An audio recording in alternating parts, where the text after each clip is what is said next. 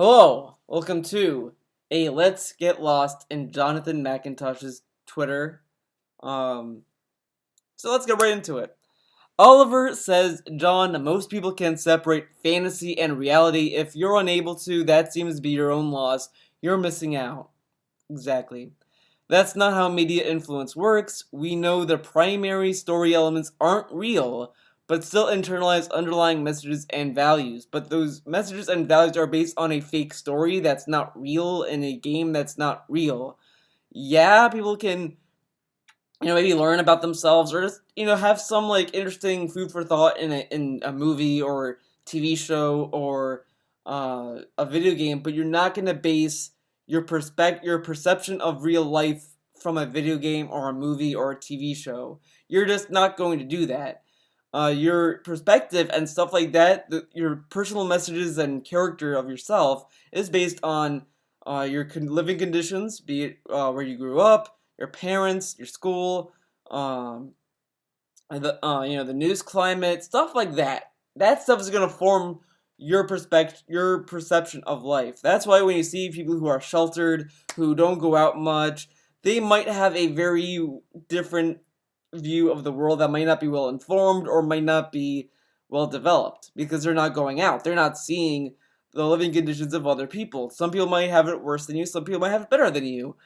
But no one is gonna play a video game and base their whole life around it. I mean, those kind of people are not very well versed to begin with, if that's the case. But they're not the majority. The majority of gamers have lives. They go out. They have a job. They can experience the world for themselves. That's where they're basing their opinions. When it comes to anything, when you talk, I've followed people on Twitter and I've talked to people, and I can see that where they're coming from with their mentality. Because a lot of these things have real world implications. People didn't vote for Trump because a video game said like, well, this is what's going on in the video game world, and no one fucking does that.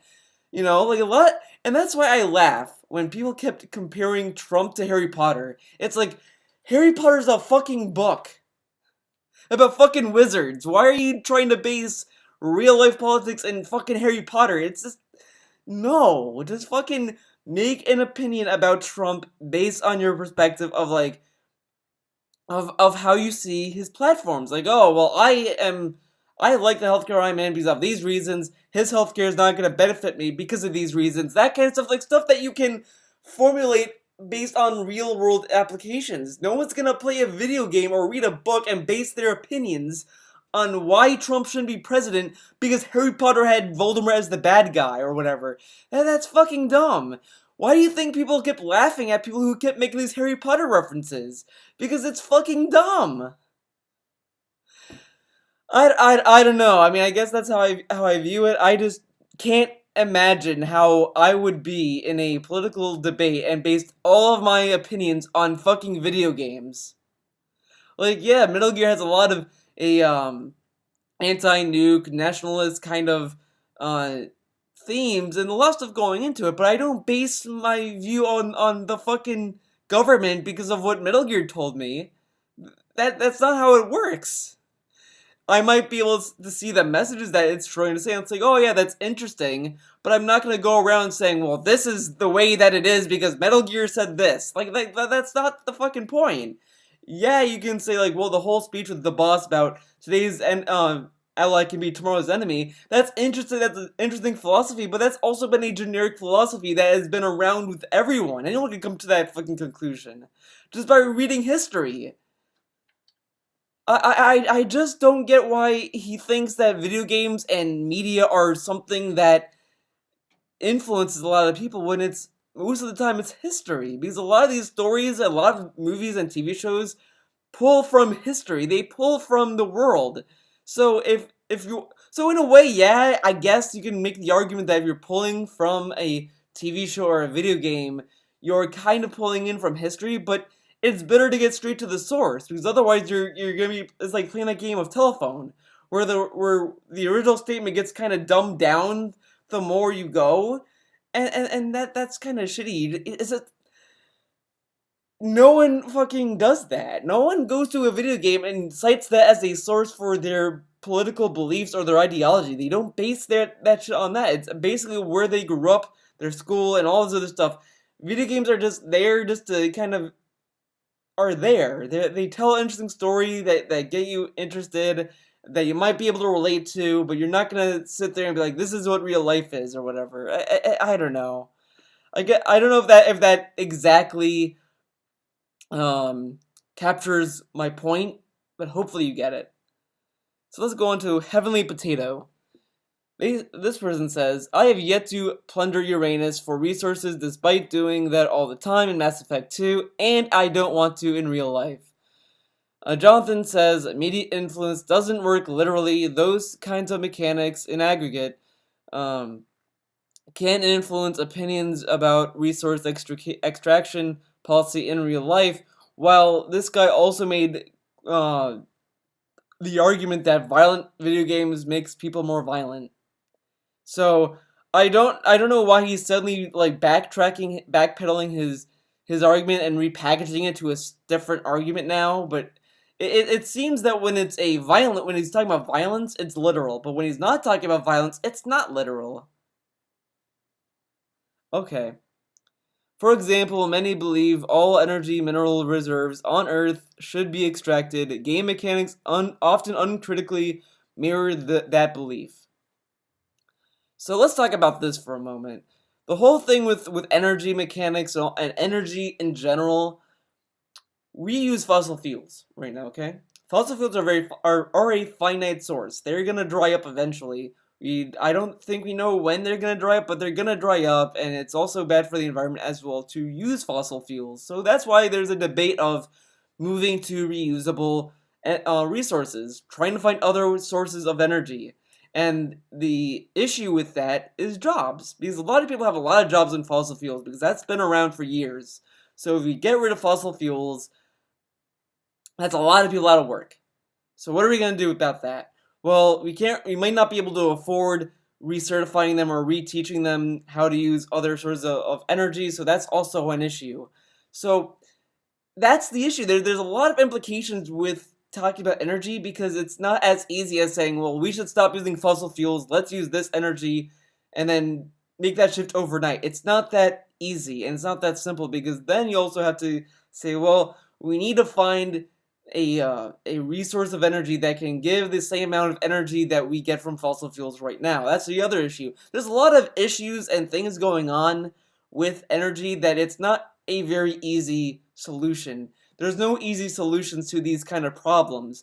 That's why there's a lot of debate and a lot of talk about it, and that's why we should really be looking in science and finding ways of how to make these work, instead of just saying, well, we can't do it because of jobs, end of story. We should be looking at how to phase into other resources than just saying, well, we can't do it.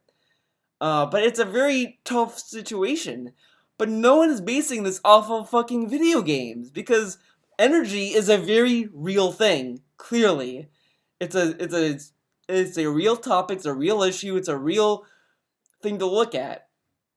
No one is going to be looking at Mass Effect 2 and saying, Mass Effect 2 says we need to extract resources. We can do it here, guys. No, they're basing everything off of what they've learned either in school, their family. Maybe they have a family member that works in fossil fuels and they don't want them to get out of the job. Stuff like that. Mostly the biggest debate I've seen with fossil fuels and energy is job security. That's the only thing I can see coming out from people who are talking about it, other than people who might not believe in climate change or whatever. That might be something as well. But mostly jobs have been a big thing to kind of stop the transition to go to other energy sources, because a lot of people would lose their job. And we want to keep jobs, we want to keep growing them, but maybe we should be seeing that as a way to moving to other energy sources, as maybe that should be a way to make more jobs. Who knows? It's a very, very hard kind of issue, and no one is basing these issues and ideas off of fucking video games or movies or TV shows. Maybe if the TV show was a science documentary about fucking energy, okay, but no one's playing Mass Effect and saying this is what we should be doing with our energy. No one is doing that. So let's continue. Does that mean gamers are going to go mine coal? Of course not. But public opinion and action on energy policy is critically important. But again, gamers are not the government. Gamers don't dictate what passes in legislation. Yeah, they might influence lawmakers, but the thing is that when you look at the arguments being put forth in energy, be it with coal or whatever, it's always jobs.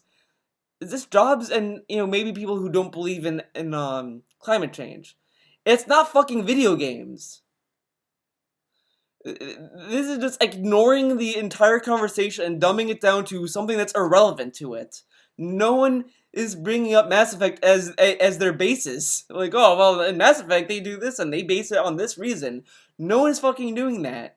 They're basing it off of real-world applications because if you get rid of fossil fuels, people lose their jobs, and people don't want to lose their jobs because they got bills to pay, they got mouths to feed.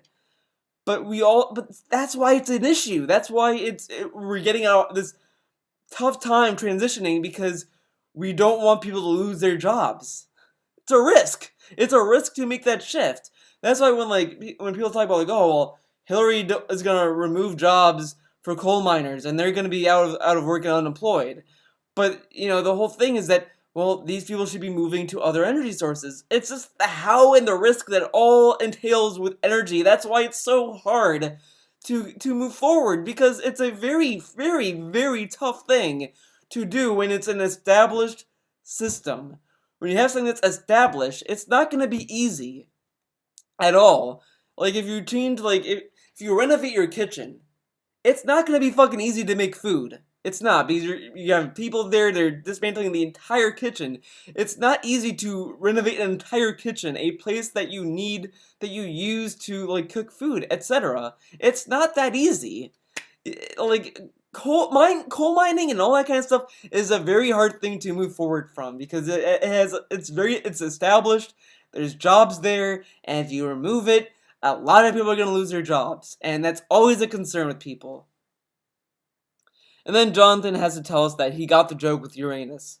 Because he has to tell us that. This guy says, Dyspepsia says, so should art not have any sort of political or real-life elements lest it influence minds and set us down questionable paths? Art can be whatever. Art can really be about anything.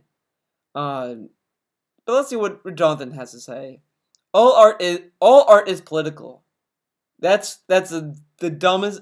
No, not all art is political. If you go to a Rothko piece, you see Rothko's artwork. That's not fucking political. Jackson Pollock is not political. Andy Warhol might have been, but he's more. I don't really like Andy Warhol that much.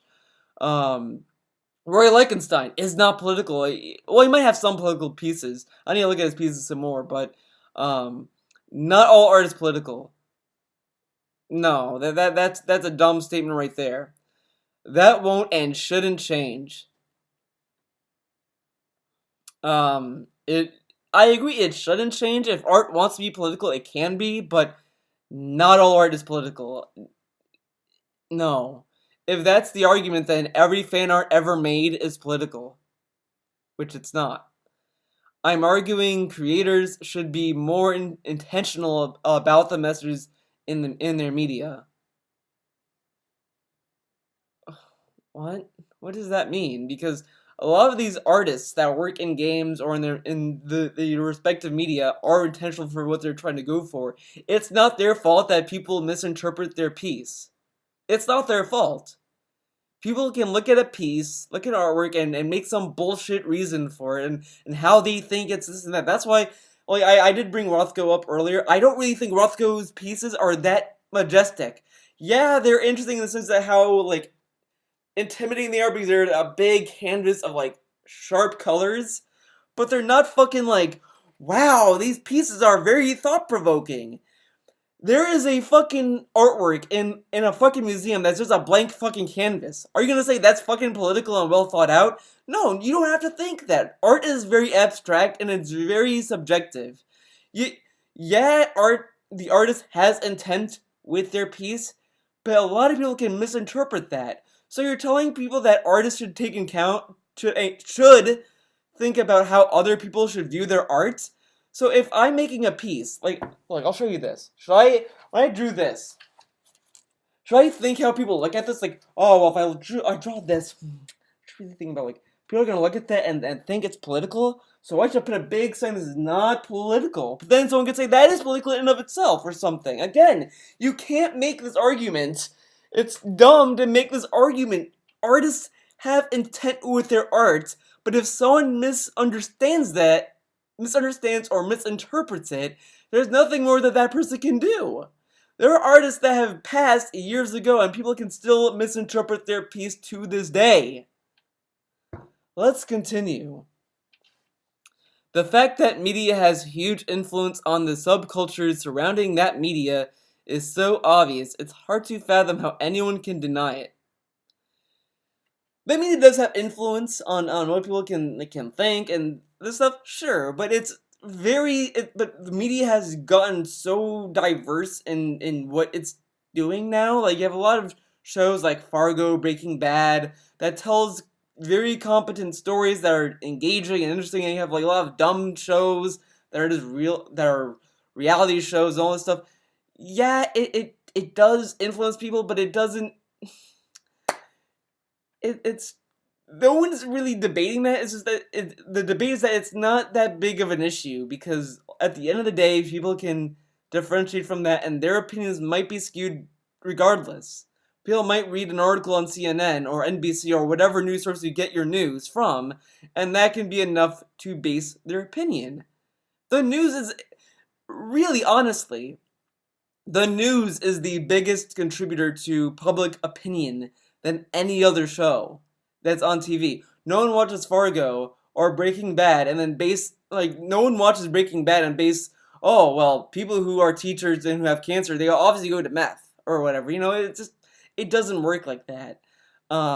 Media does have an influence, but it doesn't have the kind of influence that Jonathan likes to think it does.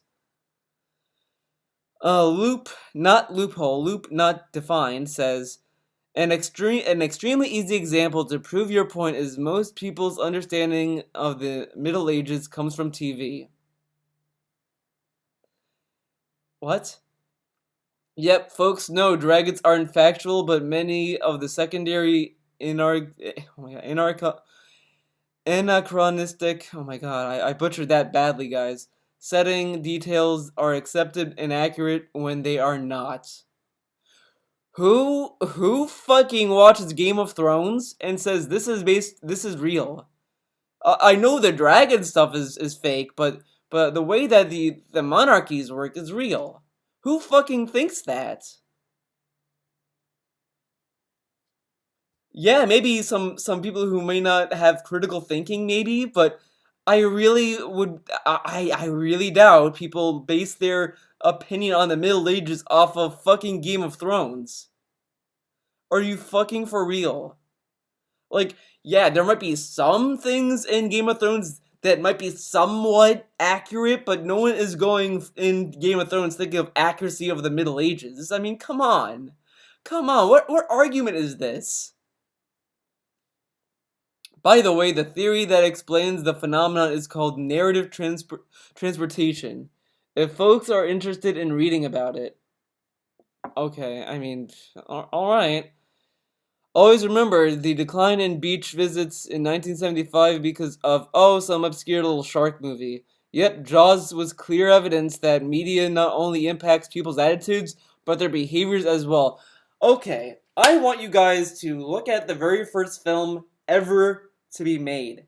It was a very simple motion of a train coming to a camera. Every single person in that theater moved out of the way because they thought it was actually coming at them. Literally, that's what happened. There's actually like a video of it, and it's very fascinating. It's very interesting. Yeah, when you see something in a movie, it does impact attitudes like that, but you can clearly see that it faded very quickly when people just got over it. Like, yeah, the population at beaches declined, but now it hasn't. Because people understood it was a movie. Like, I mean, it's like watching fucking Paranormal Activity and then being afraid when you hear a creak in the fucking stairs or whatever. And I saw Paranormal Activity 1, and I did give the movie some credit when I watched it because I did like that it used normal sound effects that you could kind of relate to and kind of making that the eerie part of the movie. Yeah, sure, after, Paranormal Activity kind of went downhill after that, but I admired the first movie for that. Because when you're at home and it's night and you start hearing noises in the house, you do get a little freaked out. But you're not gonna sit there and be like, demons, guys, demons are here, and all this stuff. Like, these are fucking fad type of behaviors. These behaviors don't stick to people because they fucking get over it. It's a fucking movie. Do you think people go to the movies now and react to the same movie that is in movies? No. Okay, whatever. Let's continue. There's just no doubt that media influences people's attitudes and behavior. After the release of Top Gun, U.S. Navy enlistment went up by 500%. Yeah, I mean, I do get what he's trying to say with this. That he's trying to justify that, oh, look at this result that came out of this movie. But it's also very most interesting at the time frame of that. But I mean, yeah, of course it's gonna go up. I mean, this is kind of the least dumb thing he has said, because he actually cites something that's like, here's the cause and here's the effect. But it's dated though. No, I mean, look at the numbers after the latest Independence Day movie. Did Army recruitment go up? I don't think it did. Again, the times and dates do matter because perception of things have changed since then. Because back then, people thought that video games were going to cause violence. Remember in the 1990s when people thought Mortal Kombat was going to cause more violence and all this stuff, and now when people bring that up, it's kind of laughed at because there's studies disproving that. This happened in the past, so like, it's different now. I mean, it's just these are dated comparisons. I mean, the Jaws one sums up perfectly because it's 1975. 1975 to 2017, a lot has happened. Oh, and this person says this is funny. This is funny. It has nothing to do with Jonathan Mcintosh, but him retweeting this, hilarious. Cis people, gender is biological. It fucking is. It is biological. Just because people think that they're trans, even when they think they're trans, they're still using the fucking biological genders, because they're like, well, I was born a man or I was born a woman, and I think I'm the other gender. That's still operating with the biological genders because it's just that they think that they're a different gender or whatever. I mean, it is what it is. I'm not gonna speak for trans people, but it still operates by some biology with that. The way that people think that, oh, I'm this gender, I'm that gender, it's all fucking mental. You only think that because of something in your mind. And I'm not saying that these people are mentally unstable and they should be. I'm not saying that either. I'm just saying that it is something in their mind that makes them feel that way. And, it is what it is. And, if these people aren't causing harm to people, then I don't really care. If they're not causing harm to people, I don't care about that.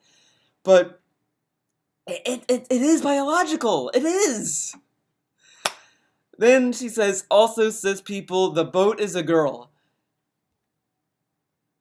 So you're comparing what people say about something about that's biological when a human being, another biological person created by science is saying, well, not science, but created by like nature is saying, I'm this, I'm that is biological. But when they say that an inanimate object is a girl, oh, see, that contradicts what they just said? No, it doesn't, because a fucking boat is an object. It's an object. What argument is this? I want to see the replies of this. You see, gender is biological. It lives in the brain, though not on the body, so still not a choice for most. Cis or trans. Gender is a social construct erected to explain natural diversity and categorize people. Oh no, I'm done. No. It's a social construct. So if I'm born with a penis, I'm like, oh, I'm a guy. I automatically fucking no. I'm just stating I'm a guy because I have a fucking penis.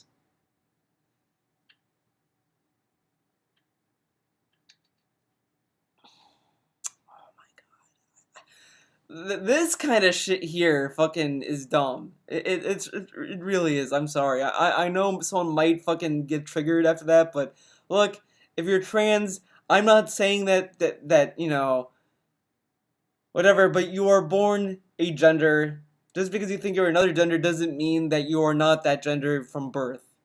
When a doctor says you're a boy or you're a girl, they're basing it off what they see, and they're saying this is what it is. If you're transgender, that's something that you've made up your mind automatically. No one is forcing you to be whoever you want to be. You are who you want to be. You be you, and that's that. Just because someone says you're a boy, you're a girl, there's two genders doesn't mean that you have to operate in those constructs, because they're just saying that there's two genders because you're born that way. You're born with a gender. Just because you might feel that you're not that gender doesn't mean that oh, you need to stay your gender because you're born that way. Just do whatever makes you fucking happy. This whole debate of like, oh, two genders nonsense is fucking enough. Oh man. Jonathan Mcintosh is also talking about his new video coming out someday, probably in 2 months. He takes forever to make videos. Forever. I really get. He was talking about this fucking Harrison Ford video since fucking October, mind you, and he's still not uploaded it yet. So he says, hoping to finish my video on masculinity and consent in Harrison Ford movies this month. Help support my series here, and let's go to his fucking Patreon, because you're gonna get it's funny. His Patreon is the funniest thing I've ever seen. 62 patrons, 250 per video. He makes less than Phil. Less than Phil. And he kind of acts like Phil sometimes too, because he was talking about like content ID claims and stuff like that before, and it was fucking hilarious. But whatever. Yeah. So he's talking about how he's gonna talk about Harrison Ford movies, which I also want to say, when people dumb down a movie to the actor, it's not the actor. The actor's just doing their job. It's the director and the writers that make the movie. Um, it's their movie, not the actor's movie. Harrison Ford did not make Indiana Jones or Star Wars or whatever. It was George Lucas and the people involved. Been working on this one for a while. It's a longer video essay. He calls his videos essays. Video essays, guys. That's what he calls his videos. That's how pretentious he fucking is. Focusing on 4 troubling scenes in Star Wars, Blade Runner, and Indiana Jones. Can't fucking wait. And that's it. He did 2 new tweets. 2 hot tweets, guys. Let's see. Oh, it's the same tweet there. Reject neoliberalism, embrace market abolition, build a democratic economy. Don't we have a democratic economy? Because don't we basically vote with our money? Like we buy something, and if we don't buy it, that thing stops? I don't know. Well, that's it for this video. I think I should stop before he tweets again. Thank you for watching this video. It's fun. I guess I like doing these videos as well. It is what it is. See you next time.